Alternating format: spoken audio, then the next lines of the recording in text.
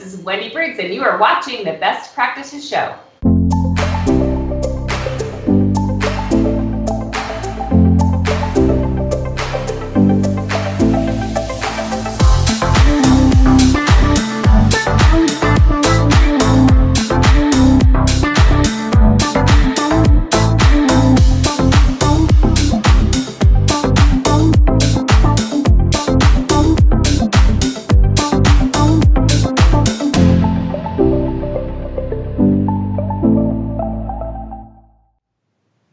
Hey guys, thanks for watching the Best Practices Show, where we take a look at the best business practices from the best dental practices all over the world. And if you're growing your dental practice, one of the things you're probably struggling with is how to truly grow it.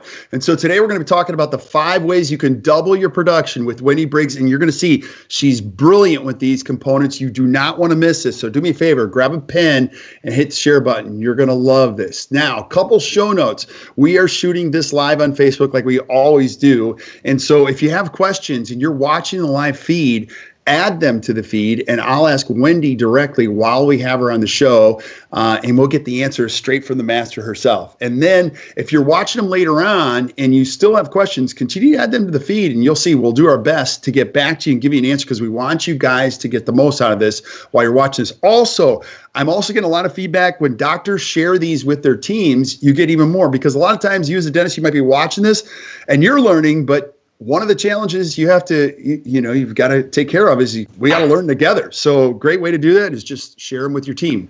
Now, keep sending us suggestions for shows. And even this week, we've got some great ones lined up. Right now, up over 39,000 followers on Facebook, and over 150,000 of you have visited us on iTunes. And we're just crazy, crazy grateful and just having fun doing this. Now, my guest today, as all the guests are, they're always a big part of this, and there's nothing brilliant about this show other than the guests. So, Wendy, I'm always grateful having you on. You've got a great way of thinking about what happens in a dental practice, and we're going to go into all of these, the 5 ways you can double your production. But I always want people to know who they're listening to, and you've been an influencer, speaker for a long time in dentistry. If somebody's watching this and they don't know who Wendy Briggs is, give them a little background on who you are. You bet. Well, thanks so much for having me today. My story begins, years ago when I graduated from hygiene school. I had my first child, my daughter, while I was in hygiene school, and my second child joined our family shortly thereafter. So here I was, a new clinician, and I was trying to support my growing family and put my husband through school. And I found that there were a lot of people in our industry, in our profession, telling us what we should be doing on hygiene. Right? Hygiene should be producing 30% of practice revenue. Hygiene should be using between 20 and 30% in the perio codes. But what I really needed as a new clinician was to know how to do those things, right? How to change what I was doing day to day in the treatment room, how to connect with patients at a higher level, especially given some of the challenges that I was facing, insurance interference, if you will, in between, what I felt like my patient really needed and what their benefits would cover. Patients that come through the door and the first thing they say is, "Hey, Wendy, just so you know, I don't want anything if it's not covered." Some of those challenges, I didn't have a way to overcome those challenges. So what I had to do was I had to look outside my 4 walls in my practice and figure out what the other outliers were doing. What were the truly successful professionals doing differently than the masses, and how could I replicate that, and how could I build on that? Because I found that I was very passionate about a couple things. First was that for me, production was never the goal. I viewed production as instead the result that comes when we do the right thing for the patient. So for me, I didn't want to be guided by or motivated by the production. Instead, what I realized was when we take the best possible care of our patient, the production will naturally follow that. So when we say, okay, 5 steps to double your production, what does that really mean? It really means how can we serve patients at a higher level? And ultimately, when the patient gets what they want, we have found that so does the practice. The dental professional wins, the patient wins, the practice wins. And that's where we find what we call the sweet spot. And that's where we want to live, finding strategies that work for everyone that can ultimately help the practice owner, the business owner grow. So that's kind of my story. And over the last few years that you mentioned, I've had the distinct pleasure and honor of working with the best and the brightest minds in our profession. We have very small practices that we work with. We work with our smallest has 2 treatment rooms downtown Manhattan, and the largest entity we're currently working with has more than 900 locations. Wow. So it's really remarkable. We work with practices in the US, UK, Canada, Australia, and it's been a great ride. And I've learned so much along the way. So I'm excited to share some of that with your audience today. Yeah, and we're just excited to have you on as always. So now I want to talk about why this topic is so important, because as you've already stated, like, it's the byproduct of getting all these things right. But typically a younger dentist, and you've seen it, sometimes they equate doubling your production with working harder and faster. But that's not what we're talking about today, right? No, not at all. In fact, when it comes to hygiene, there's a few different philosophies out there. I would say one that's becoming more common is that to increase hygiene revenue, you need to see more patients. Now, obviously, dentistry is a business of flow. We get that. But what people are doing with that is they're shortening the appointments down on the hygiene side, and they're thinking that that's how they're going to compete. They're going to raise revenue by shortening the appointments and seeing more patients, having more patient encounters. And in our experience, instead, we find a much better strategy is to maximize opportunity when the patient's there. So production per encounter, in my mind, is really the way that most practices grow more effectively and successfully, because you can certainly shorten the appointments down, but over time, that causes our patient retention to take a direct hit. And we know, one of the things that we've learned is that patient retention directly tracks with profitability of the practice. So that's a big, big area. So that's one of the things that again, I would caution the listeners against, making sure that your strategy is sound and you know what you want the end result to be. That's why we focus instead on, production per encounter, which ultimately means serving patients better while they're there. Right. Absolutely. Absolutely. Because we all know there's plenty of dentistry to do on patients, Exactly. people aren't coming in perfectly healthy with nothing going on. It's just one of those things that happens in practice. Now we're going to go through the strategy, and there's 5 ways. And I love how you've thought through all these. So take us through, where do I start if I'm a young dentist watching this and I want to double my production? Yeah, so the fastest way to impact practice growth is to optimize production, right? So we teach optimizing hygiene and restorative. And interestingly enough, when you look at optimizing production on both of those, it really is about same-day dentistry and the care you provide today. And you mentioned before that there's plenty of dentistry to do. And too often when we look at what's happening in practices, we find a need and we talk about treating it, but too often we're having the patient return another day for that care. So when we talk about optimizing production, we're really looking at creative ways that we can enhance patient care today. So on the hygiene side, we look at 10 to 12 different preventative services that can be provided on the hygiene side. And we're trying to figure out systems that enable us to provide that care today. So things like fluoride varnish, sealants, desensitizing agents, bonded desensitizing agents. We're talking about whitening services, oral cancer screenings, all things that are valuable services that patients desperately need, that we may or may not be providing consistently. And we may or may not have systems in place to do that today.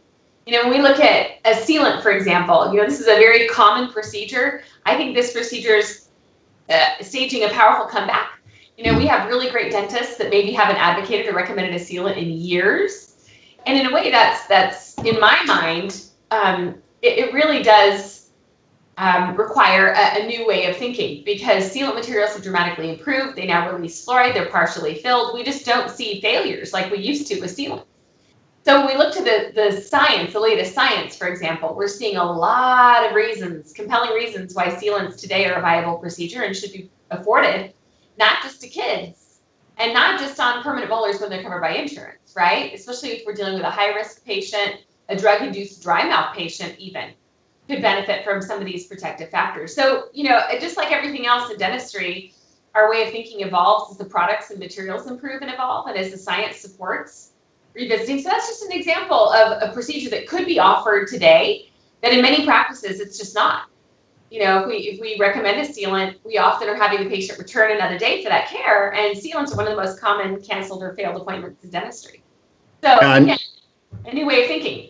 It is a new way of thinking. And I also want you to go back to same day dentistry because many people have seen this trend happen. And when it first became more of a topic of conversation, people were like, no, like, how could you even do that? You got to slow it down because we do a comprehensive exam, then we have them back. Now, what I want you to do is speak just from your perspective is because same day dentistry is an incredible opportunity. Many practices are realizing that patients don't want to come back for another visit here and there. So it's not about hurrying the patient or like putting pressure on them to do the crown. That's not same day dentistry at all. Can you share with us a little definition on that just to kind of relieve anyone's tension when they hear that word?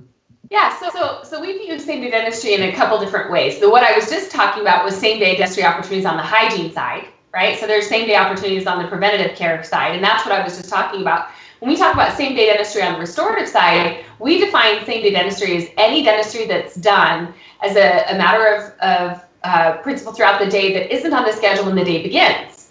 So this may be simple restorative procedures. This may be more complex restorative procedures. It just depends on the systems that you have in place. And as you mentioned, we kind of get in our own way with this principle because we make assumptions. We assume that patients aren't going to want to have that done today. They're going to want to adjust their schedule, get their finances in order.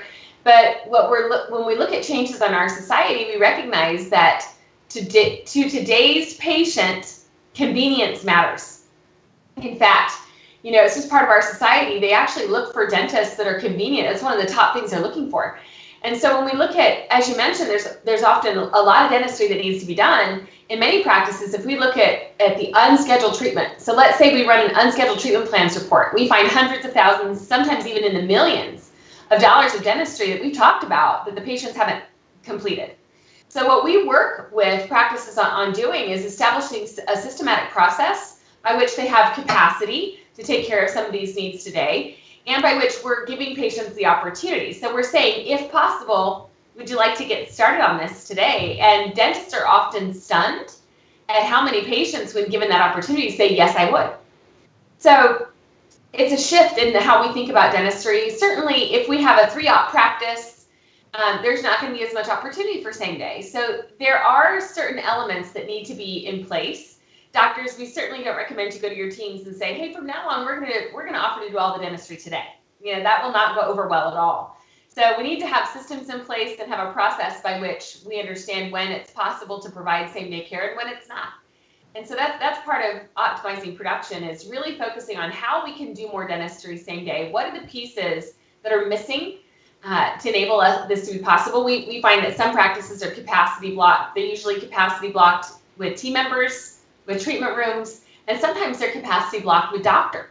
They're out of doctor, and they need more doctor time to be able to do same-day dentistry. So whatever those capacity blockages are, when we're trying to help practices optimize production, we are able to identify, number one, where they're blocked, and number two, what are the most efficient and effective ways to overcome those blockages to enable us to do more same day. Mm-hmm. That's awesome. I love that. So thank you. And then also too, when it comes to optimizing, production, is there anything else we should know? Any nuances that are important before we move on to the next one? Any additional things that you would recommend? Well, certainly. I mean, like I said, knowing what we can offer today and making sure we have a systematic process in place for that. I think sometimes we do think same-day dentistry is all about the doctor, and sometimes we might be thinking same-day dentistry is all about CAD/CAM, and it's not necessarily. We find a lot of doctors, the doctors who do this really well, can often find 30 to 50% of their total practice revenue from same-day dentistry. Mm-hmm. So it can be a tremendous driver for growth and success in a practice. So I think maybe opening your mind to a new way of thinking is really key when it comes to same day. And then, of course, making sure we have systems in place, because we certainly don't want to shove more things into the schedule at the expense of patient experience. So it doesn't make sense to have more same-day treatment, but see a reduction in patient experience, because that ultimately isn't going to give us the result we want at the end of the day either. So, a couple quick things on same day: making sure you have the systems in place, and that that the entire team understands why it's important, and then also how to do it more consistently. So other things that we find that are very helpful: incentives to the team. There's a lot of little things that can help determine the success in this strategy. I love it. Now what's number 2? What's the second way we can double our production in practice? Well, I kind of hinted to it earlier, and that is world-class systems. So systems really do set the elite apart from the masses. Practices that do things well typically have a very clearly defined systematic process for doing those things well. And one of the things that we find is even in very capable, high-functioning practices, there's almost always a need to refine our systems and make those better. For example, many practices that we work with don't have any systems in place for onboarding and hiring and training new employees. Mm-hmm. This is a tremendously important place to have a good system. And so that's just an example of one area that we find systems are lacking. Even it's stunning to find, when we go to a tray setup, for example, how do we set the doctor up for a simple restorative procedure or a crown prep? We find that in many practices, the training mechanism for that is just one team member showing another team member how we want to do it. Mm-hmm. But we find that to truly excel and succeed, we need to have a written process for those systems that are very critical and important to have a consistent experience. When we think of pilots, right? Pilots always have a checklist. And we find a great system in a dental practice does often include a checklist, a flow chart, and then certainly any scripts or verbal skills that we want replicated are also an important component for the system. So systems matter, and we find that practices that do things exceptionally well often have really great systems. Absolutely. And so systems are important to not only double your production, but they reduce costs too. You watch a great business that has systems in place. That's why Starbucks can afford to pay full-time, wages and benefits for part-time employment, because their systems are so airtight. It creates a consistent experience. It's really, honestly, it's the only way to scale any business. Wouldn't you agree? Absolutely. Absolutely. And so often we find that the systems are too dependent in a dental practice, especially on one or two key top performers. And in reality, then we find a situation that we like to call it your best is your worst, where your best employee really becomes your blockage to your growth. And so that's how you get around that, is you have a systematic process for training and onboarding and hiring new people so that you can scale.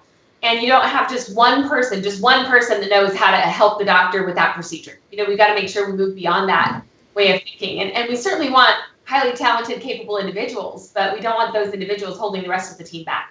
Yeah, and I've heard you speak so many times. Like, I think were you the one that taught us 3, 3, and 3? Like, when you onboard an employee, can you just speak to? I love when you shared that. I'm like, oh, that's genius. So you have a system for onboarding all team members. Can you do your 3, 3, and 3 thing just real quickly? Yeah, that's an example of what's such a critical element. And we find so many practices are missing this important element. We all groan when it's time to hire somebody new, and we groan because we really don't have a sophisticated way of facilitating their process. And we feel like any new hire should be a highly functional employee after 90 days.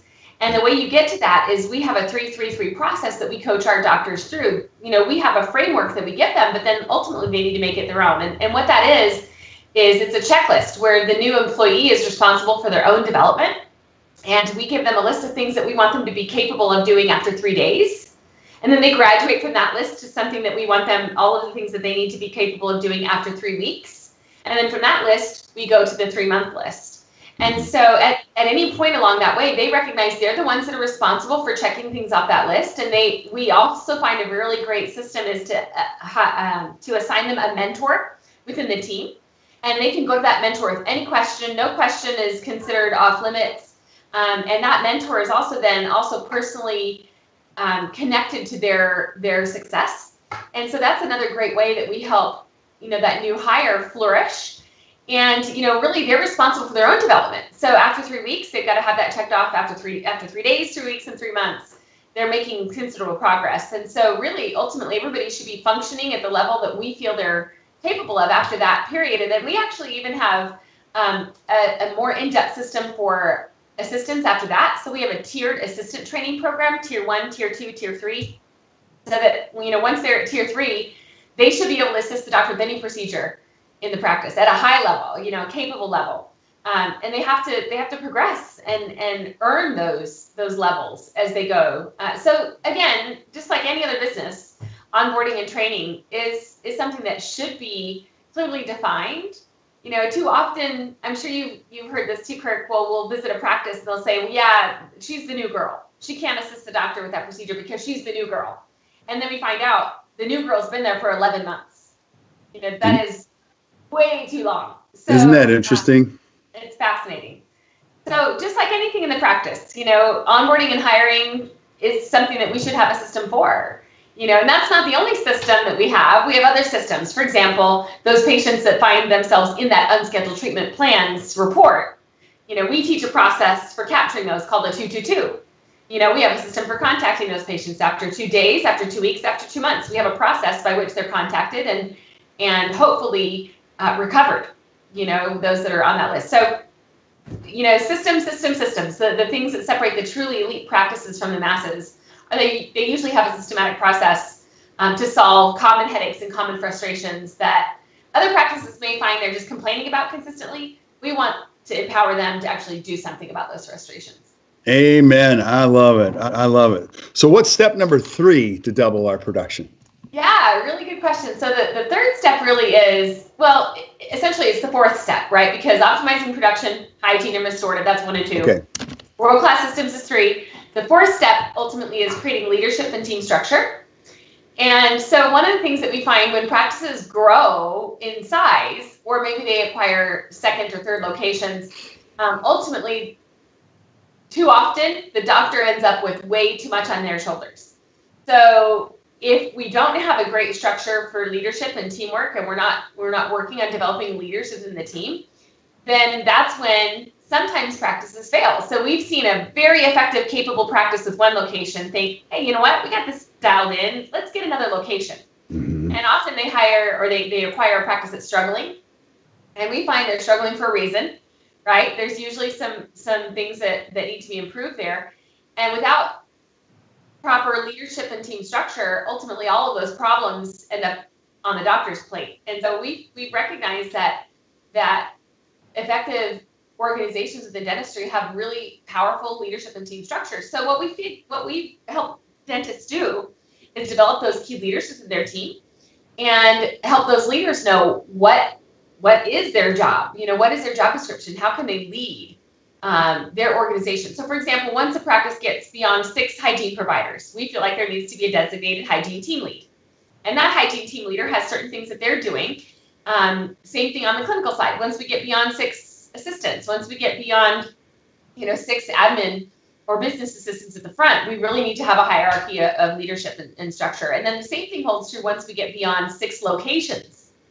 Then it becomes time to develop regional leaders within the organization. So one thing that we can see is that truly capable practices, very effective practices, the one with 900 locations, for example, that's one thing they have dialed in that many dental practices don't. They have incredible leadership.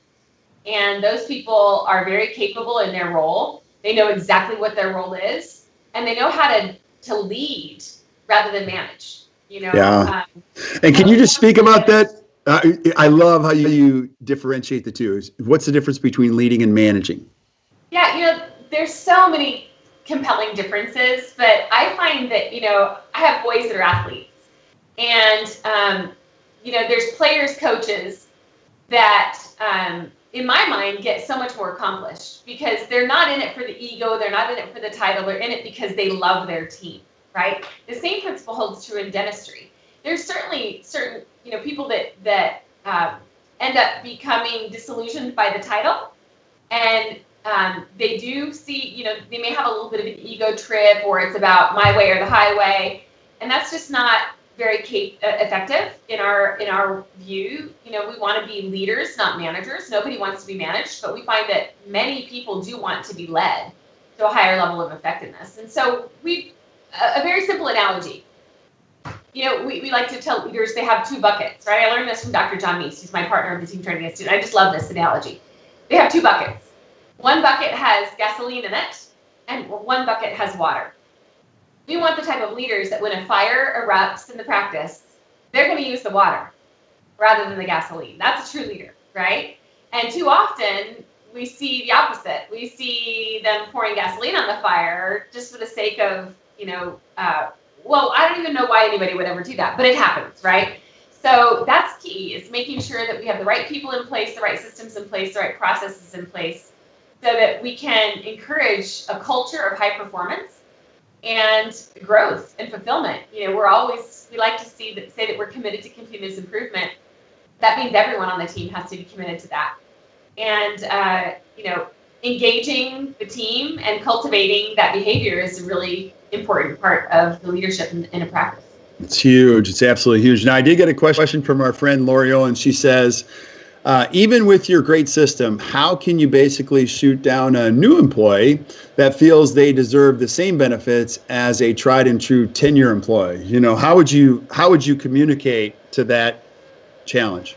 Yeah, that's a really great question. So when we have our process, right, if they're 3 days, 3 weeks, 3 months, once they've hit that 3-month window, then they need to know what's next, right? Which is why we have the tiered development system. So if they're a tier 1 assistant and they come to you saying, I deserve a raise, or, I've been here a year, or I've been here my 90 days, I need more money. We can very just simply say, okay, where are you in your development? Show me where you are. Are you tier 1? Are you tier 2? Okay, how far away are you from tier 2? Because I show that, in our structure, you can progress at the rate you decide, but I see that you're not currently progressing, or you're not where you need to be to qualify as a tier 2 assistant yet. So therefore, that's where you need to be before you achieve those benefits. You've got to have the skills developed.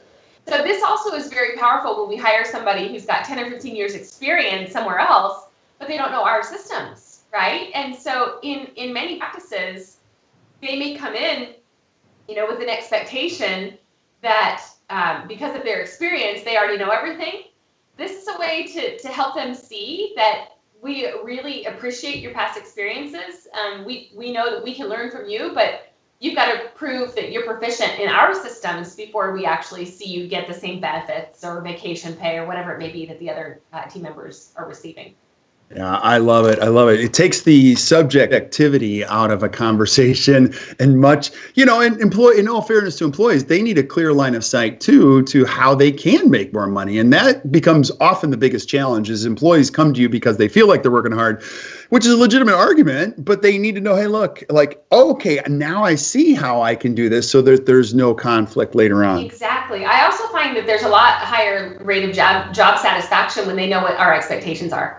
And too often we may put them into that position and say, fill the schedule, but that's all they get, right? And They don't have clearly defined expectations. What does that actually mean? What systems are there for me to follow so that I can be successful in this job? And so that's one thing that I think it really helps in that regard as well. Yeah, and that's brilliant. And I found this, Wendy, I found this out the hard way. Great team members want accountability. They want clear expectations. Because sometimes as an employer, you're like, oh, I don't think I should push on this whole accountability. No, they want that. They're screaming for it. You know what I mean? And that's such a big part of job satisfaction. How do they know if they've done their job well and can be rewarded emotionally for that if there really aren't clearly defined expectations? That's one of the things too that we're seeing a change in thinking. It used to be that dentists didn't want to track production. They didn't want to share the numbers with their teams.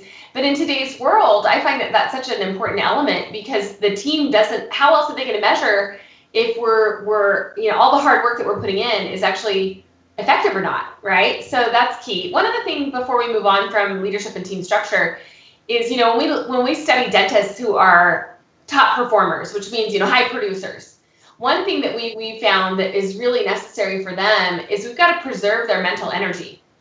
And there's a very real thing that happens in these top performers called decision fatigue.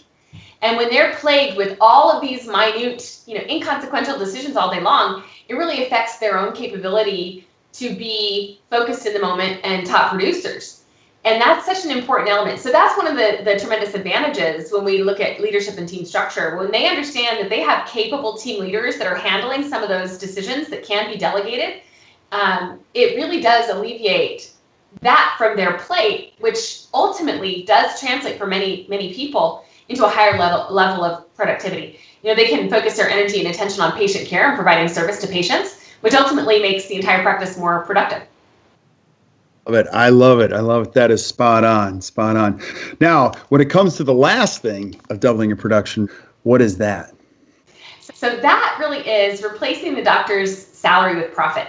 Okay. And again, all of these other elements stack up. It's like the staircase to success. And once we have optimizing production, and then we have great systems, and then we have leadership and team structure, then we can begin to look at the doctor's end game. Where do they want to be? Are they wanting to grow, build a bigger mousetrap and make their one location really effective and productive? And if that's the case, then that's awesome. We end up with a case like one of our longtime clients, Dr. Mitch Friedman in New Jersey. He's been working with us in one capacity or another for about 10 years. And in recent months, he had a record production month. And in that record production month, he only was physically in the office for 6 days. So here he is accomplishing incredible things while he's sitting on a beach sipping fruity drinks, which for many dentists, maybe that's the dream, right? They want to ultimately, be to a place where the practice is still functioning and growing and producing, where they don't have to actually physically be in the practice all the time. Then we have other doctors who end up wanting to be what we call a legacy doctor, where they end up with multiple locations. And maybe their end game is to be able to, at one point, sell those practices, that group, for a higher multiple at some point in their career, or join with another group. I would say no two doctors have the same end game, but ultimately we look at, what their goals are, where do they want to be 10 years from now, and how do we make that happen in the most effective way possible? So we end up, helping the doctor figure out how to shift from being the key producer in a practice to ultimately replacing that salary with the profits from their business. And that becomes a really important conversation because ultimately, at some point in our lives, we will need to have a transition. Yeah. And for some of us, the dream may be to do it while we're still young and can travel and see the world. Other people say, I'm going to practice dentistry till the day I die. And ultimately, that's great too. But wouldn't we want to be profitable, the most profitable possible in regardless of what that scenario is at the end of our career? Yeah, absolutely. And even young dentists know this. The only practices that are worth purchasing are the ones that are profitable. And so if you're a dentist getting ready to transition, Wendy used the word multiple. So if you have multiple practices, the multiple that Wendy's talking about is the multiple on probably what's going to be called EBITDA. And that's going to be what your practice yields in profit. Or even if you have a single doctor practice and I'm a young dentist and I've got a lot of debt, I'm looking for you to sell me a practice that's and I'm going to pay you based on a multiple of what that proposition is. So you're right. Dentists do have to think differently as they start to progress, that I'm not just going to take all the cash. I got to make this thing profitable so it's an attractive sell here in the future, right? Exactly. And one of the things that we often find, sadly, dentists that are in their twilight years, they're at the end of the career, they stop making investments in their practice. They don't invest in equipment or technology. They think they're just going to ride it out, right? Well, ultimately, that's a tactical mistake that ends up being really, really costly because, when they value your practice, they don't value it based on production and collection. It actually is the profit at the end, but then often they'll subtract from the value whatever it takes to get the practice up to standard with technology. So that's one of the mistakes we see. The other mistake that we see is, as they start to slow down, their production and collections, the profitability threshold dwindles. And so then they're not able to get as much from the sale of their practice. So one of the things that we love to do is we love to go in and really focus on optimizing production, take the doctors through these 5 steps. And if we can get our hands on the practice 3 to 4 years before the doctor wants to sell, ultimately they end up getting a much higher valuation of their practice at the end of the day. And sometimes it doesn't even require the doctor doing more.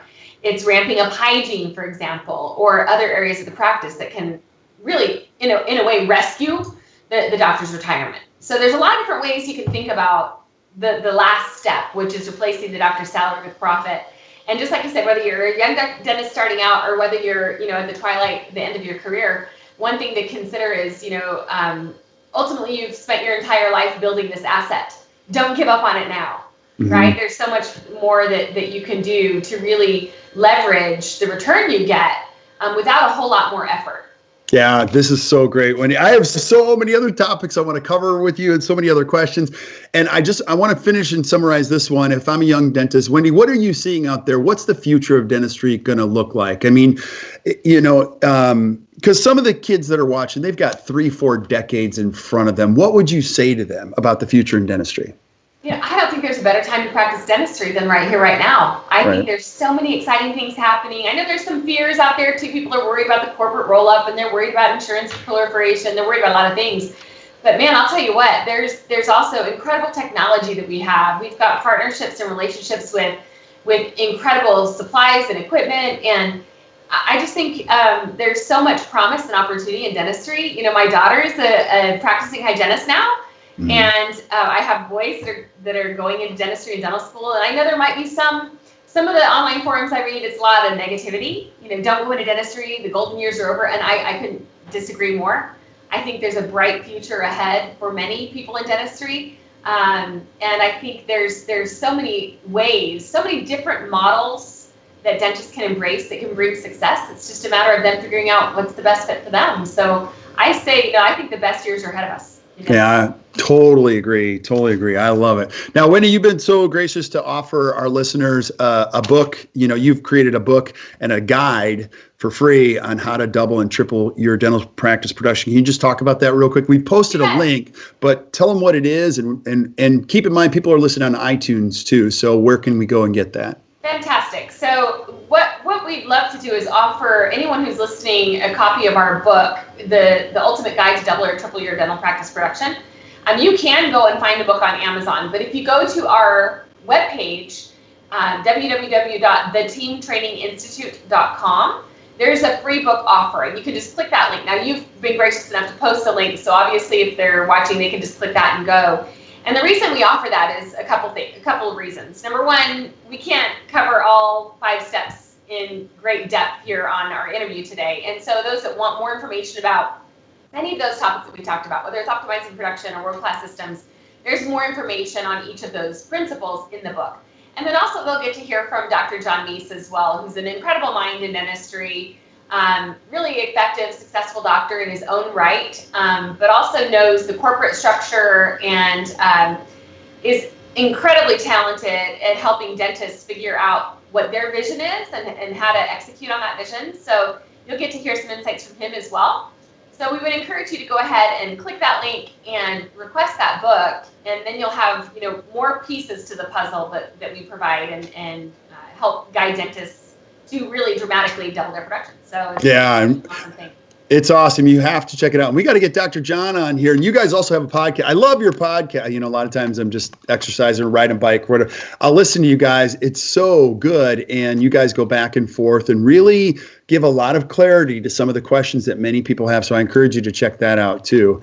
And tell the listeners where they can get that podcast, Wendy. So our podcast, you can find it on iTunes. It's the Double Your Production podcast. So again, just like we said at the very beginning, it's not about the money necessarily. It's about providing a higher level of care to the patient, and ultimately then the practice wins too. That finding that sweet spot where the patient wins, the team member wins, and the practice wins, the practice owner wins.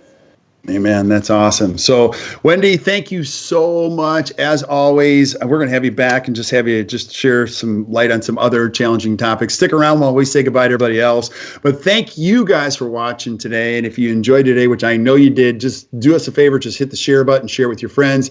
Continue to add questions to the feed like many of you already have. And keep sending us suggestions for shows that you want to see from Wendy or from other guests that we've got lined up here in the future. And until we see you next time, keep watching the Best Practices Show. You guys enjoy the rest of your day.